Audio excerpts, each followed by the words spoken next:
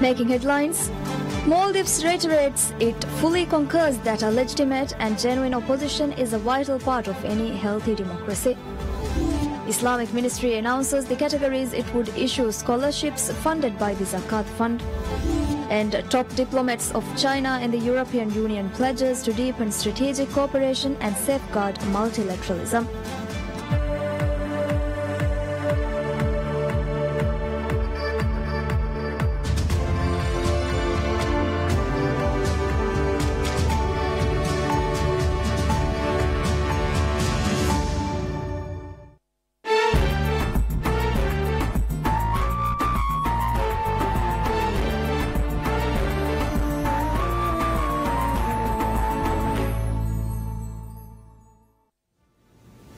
Hello and welcome to PSM News in English with me, Fatma Sara. The government of Maldives reiterates it fully concurs that a legitimate and genuine opposition is a vital part of any healthy democracy. Here's more on this. In a statement published by the government of Maldives, taking note of the statement issued by Ambassador of the European Union, together with ambassadors of France, Italy, Germany, Canada and the US, the government of Maldives stated it fully concurs that a legitimate and genuine opposition is a vital part of any healthy democracy, adding it is equally vital that all political parties conduct their business responsibly in accordance with the Constitution and all relevant rules and regulations governing the Political Party Act. The government affirmed attempts to undermine the constitution and the laws of the land and to deceive the people and hype pre-election political rhetoric cannot be considered as responsible political activities, and that it will not have any place in the current political landscape of the country. Upholding that actions taken by the government to stop such illegal and irresponsible activities and to maintain law and order and peace in the country should not be considered as actions aimed at curtailing or limiting fundamental freedoms guaranteed under the Constitution, including freedom of assembly and speech. The government assured in the statement that it will spare no effort to protect and promote fundamental freedoms and ensure that the rule of law is implemented to the letter and spirit of the Constitution without any exceptions. Furthermore, government stated it is important for the international community, especially the proponents of the statement, to equally urge and encourage the opposition parties to refrain from such illegal activities and to genuinely demonstrate their full support and commitment to ensure the conduct of a smooth, transparent, credible and an inclusive elections process as friends of the Maldives. The statement mentioned that a decade has passed since the adoption of the current constitution, which introduced multi-party politics to the Maldives. The government guaranteed that all elections held during the past decade were conducted peacefully, including 2 presidential elections, 2 parliamentary elections, 2 local council elections and several by-elections, which international and local observers have declared as free, fair and credible. Reflecting on the past elections, the government expressed confidence that there is no room for the presidential elections scheduled for September this year to be an exception. Moreover, the government of Maldives reiterated its firm and unwavering commitment to work with the Elections Commission of the Maldives and all other concerned authorities of the state to ensure free and fair elections in which all eligible candidates are granted an equal opportunity to contest. Further, the government of Maldives also expressed its gratitude to the European Union and other stakeholders for the support extended towards electoral and governance reform. Ministry of Islamic Affairs announces the categories it would issue scholarships funded by the Zakat Fund. Under the scholarship, students can study from facilities in Maldives, Egypt, Malaysia and countries which are not a part of Organization for Economic Forum, OECD. Islamic Ministry offers 73 scholarships, from which 54 scholarships are allocated from universities and colleges in the Maldives. The 54 scholarships allocated from university and colleges in Maldives include 20 slots for diploma level courses and 34 slots for degree level courses. The application for scholarships is open until June 28.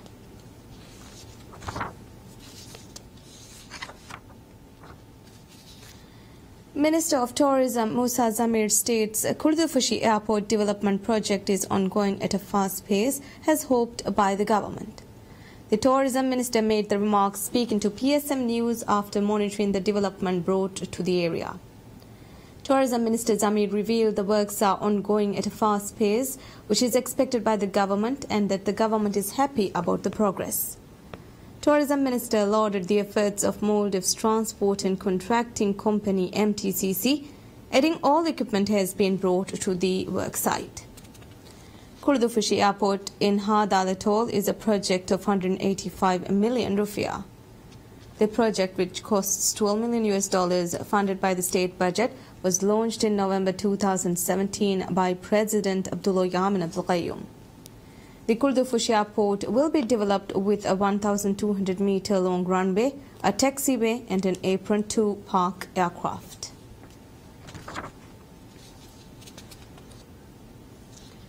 Centro Studi Galileo CSG, together with the Ministry of Environment and Energy of the Maldives, start a strong collaboration to draft the National Certification Program through an international project led by the United Nations Environment UNEP.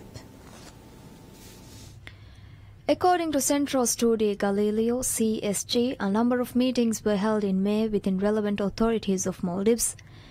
Representatives at the meetings included the Ministry of Environment, with the Director of the Environment Management and the Ozone Unit, together with the project officers Mauman Abdul Rashid and Hawana Baha Nashid, and Centro Studi Galileo's Head of International Affairs Silvia Romano. During the meeting, the Environment Ministry and other relevant key stakeholders presented the current situation in the Maldives. Noting that fisheries and tourism are the two main economic activities that guarantee regular income for the Maldives, CSG stated the expertise and proficiency of refrigeration and air conditioning service technicians is a fundamental which is at the moment neither regulated nor monitored. CSG, in collaboration with the Ministry and UNEP, will draft a certification scheme over the coming months for servicing technicians that handle equipment containing fluorinated greenhouse gases and operate in the refrigeration and air conditioning sector. CSG revealed the overall objective is to introduce a comprehensive national legislation in the country. Preliminary documentation is already under evaluation after an initial development phase, which was drafted on the basis of the meetings and workshops held in Male.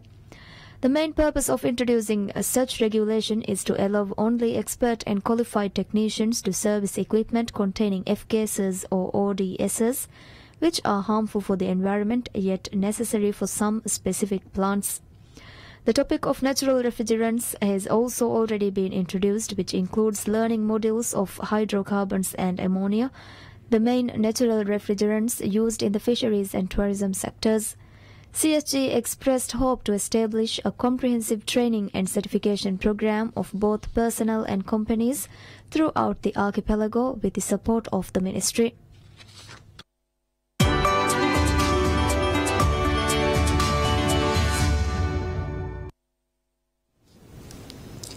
Maldives wins Best Sea Destination at the Italia Travel Awards 2018 for the second consecutive year. Maldives won the award by competing with French Polynesia and Seychelles this year. The annual Italia Travel Awards took place on the May 24th in Rome, Italy.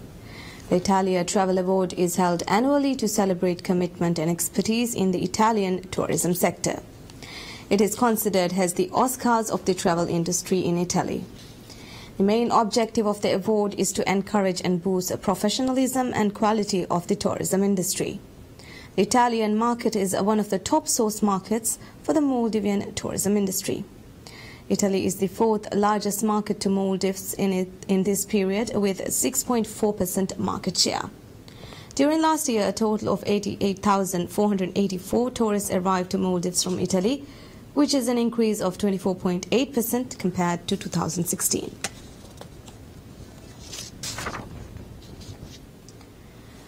Maldives Association of Travel Agents and Tour Operators, Matato, opens opportunity to nominate for Maldives Travel Awards 2018.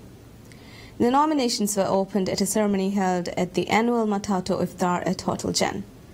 According to Matato, nominations can be placed from the website of Maldives Travel Awards 2018. Matato stated that even though the number of editions was changed, no changes will be seen in the number of awards. Maldives Travel Awards 2018 consists of a guest house edition and the gala edition. Matato has decided to include People's Edition in the Grand Gala. Initiated in 2012, Matato Maldives Travel Awards celebrate and honor outstanding tourism and hospitality products in the Maldives, while fostering relations with suppliers and local travel agents. From 20 categories in 2012, the awards have now expanded into 3 editions, totaling 55 categories.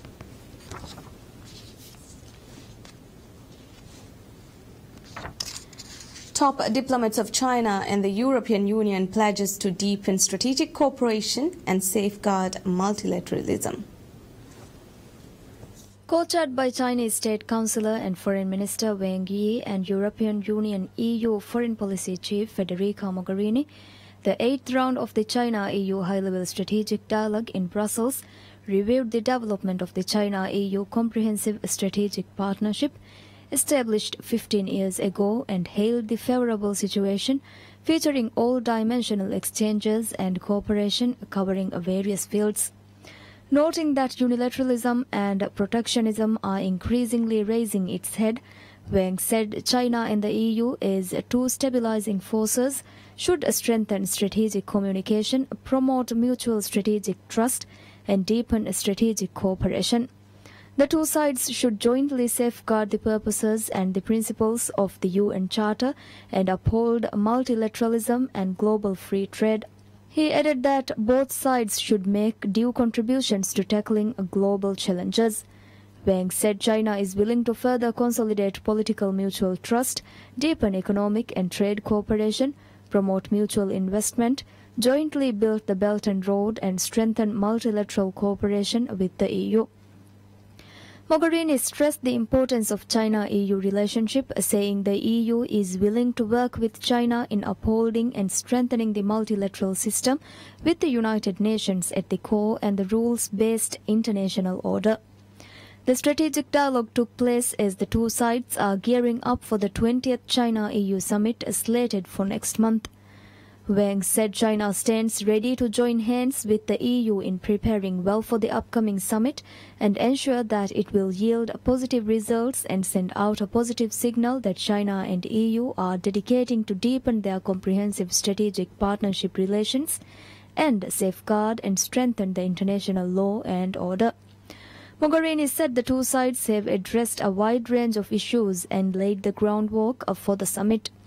Mogherini said the EU-China cooperation in various fields has reached an unprecedented high level after 15 years of development, with both sides having similar positions and close coordination over a series of major international issues.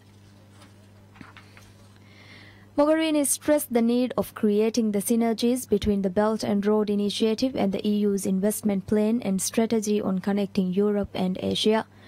The two sides had an in-depth exchange of views on international and regional hotspot issues, including Iran nuclear deal, the situation on the Korean Peninsula, among others. The two sides are also agreed to enhance a mutual beneficial cooperation in trade and investment, connectivity, climate change, energy, shipping and countering terrorism, and further expand communication and cooperation in politics, security and defense.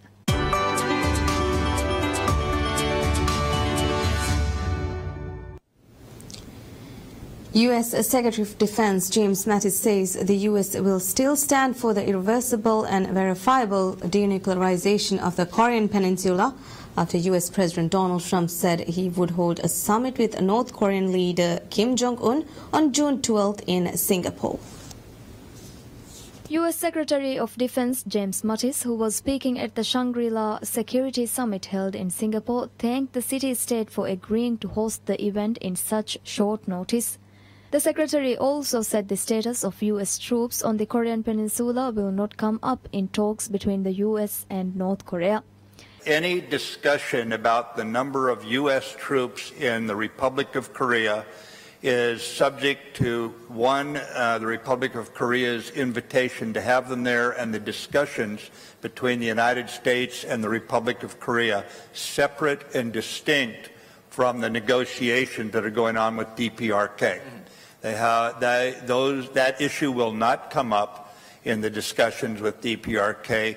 8 days after cancelling the unprecedented summit, citing Pyongyang's open hostility, Trump welcomed North Korea's former intelligence chief, currently under punitive U.S. sanctions, to the White House Oval Office, afterward exchanging smiles and handshakes, petting his arm in a friendly gesture.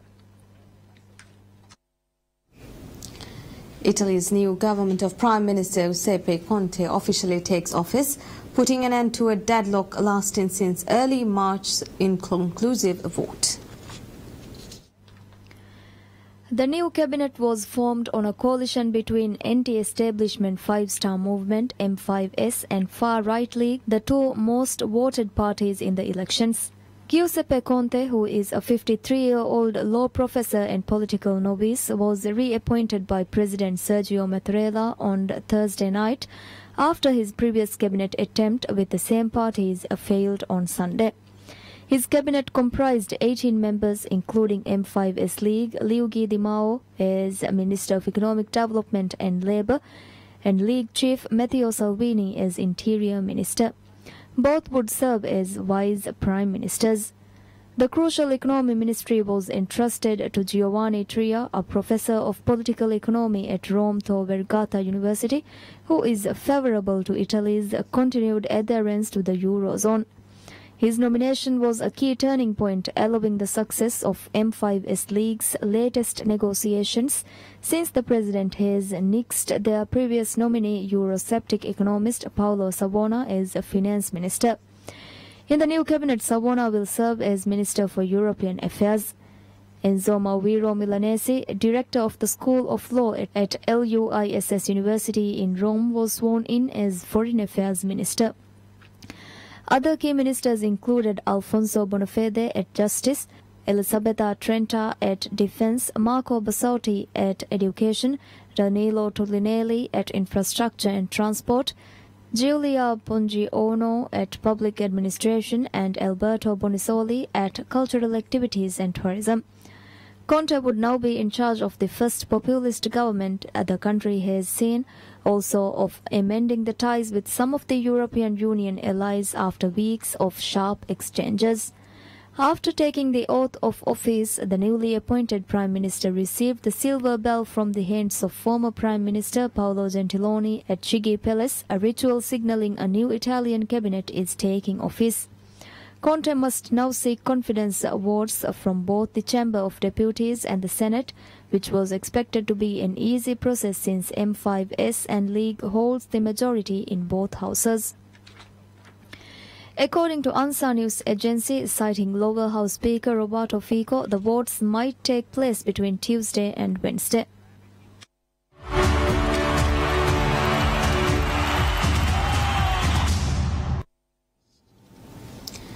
With soccer mania at fever pitch, Mexico City opened a museum dedicated to the sport and the national team, featuring prize memorabilia from legends such as Hugo Sanchez and archive footage from the 1970 and 1986 World Cup tournaments it has hosted.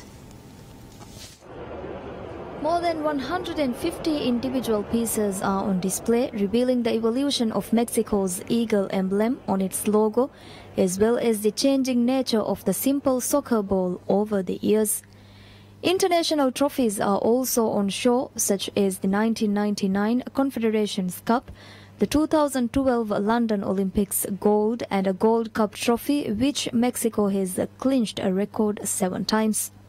Despite boasting one of the world's most lucrative domestic soccer leagues and having produced players for Real Madrid and Barcelona like Hugo Sanchez and Rafael Marquez, Mexico is still missing the World Cup trophy on its mantle.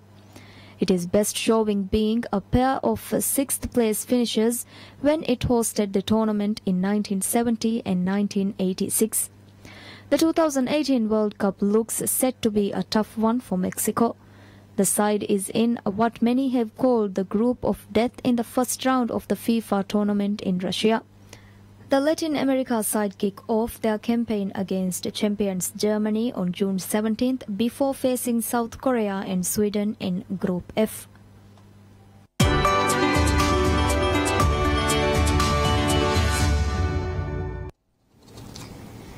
The original map of the 100-acre wood from the Winnie the Pooh children's stories is set to go under the hammer with an estimate price tag of up to $200,000.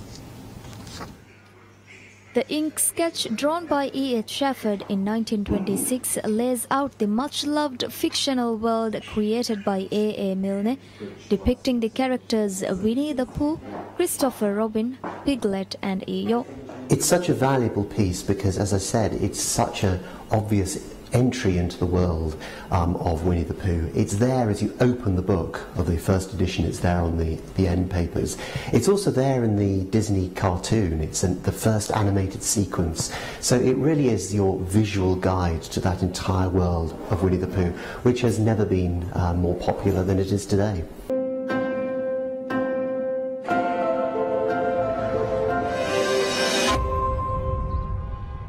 Pooh? Winnie the Pooh will also be returning to US theaters in August with Disney's new film Christopher Robin, starring actor Ewan McGregor and the now grown-up Christopher Robin. We obviously hope that these will do very well. There's always a lot of competition for E.H. Shepherd drawings. There's been a recent exhibition at the V&A Museum, which of course will raise the profile as well. But as I say, there are a lot of collectors around the world who are desperate for a piece of the original artwork. The map, with an estimate of $200,000 will be auctioned at the English Literature, History, Science, Children's Books and Illustrations sale in July. 4 other Winnie the Pooh illustrations by Shepherd are also being offered, including one of Christopher Robin and Pooh walking to say goodbye, as in Milne's Ending in the House at a Pooh Corner. Well, that's it for now. Stay tuned for more updates of recent current affairs stories here on PSM News. Thank you for watching. Goodbye.